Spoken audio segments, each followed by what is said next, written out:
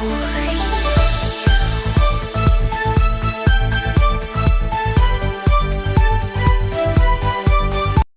Union flag has dominated a remote Samoan village to welcome King Charles and Queen Camilla during their state visit.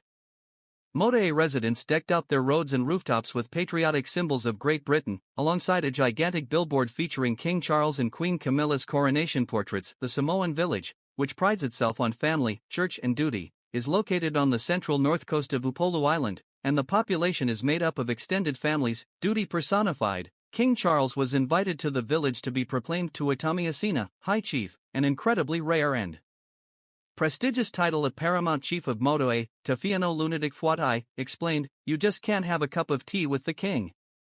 We need to give him a welcoming ceremony in our cultural context." Chief Fuatai told GB News that he wanted His Majesty to take his new title back to Britain to remember our village and the country of Samoa. In the packed hall, filled with school children and adults dressed in traditional Samoan garments, the king and queen sat upon throne-like seats to face the congregation.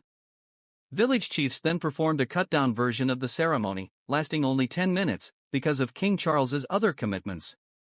King Charles was presented with the Ava cup to drink from, containing a ceremonial beverage to mark the importance of the occasion. Made from the dried roots of the native plant Piper methysticum mixed with cold water, the beverage has been consumed by Pacific Island countries for hundreds of years. The king and queen were dressed down for the occasion, a welcome relief from the heat and humidity of the South Pacific. The queen appeared uncomfortable at first. She vigorously fanned herself to cool down. The king was wearing a self-designed Royal Navy bush jacket-style suit, made by Anderson and Shepherd. The blue fabric trim pattern was designed by the Samoan School of Arts. The queen wore a white tunic and palazzo trousers by Anna Valentine, accessorized by goldfish earrings.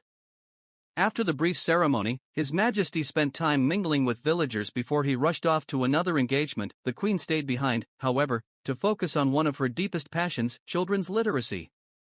The school children used traditional storytelling techniques and the Bible to learn to read, and Her Majesty was treated to Christian-themed musical performances by the children.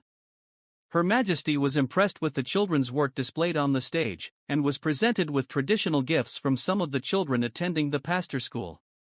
Before departure, the Queen was invited to become a member of the Women's Committee of Motu'ai Village, her own special title for a culture where men are usually in charge. Their Majesties just missed a biblical rainstorm which passed over the village after their departure. The king was, however, forced to use a sturdy umbrella later in the afternoon, when he visited the Olopupupu National Park to learn about reforestation efforts.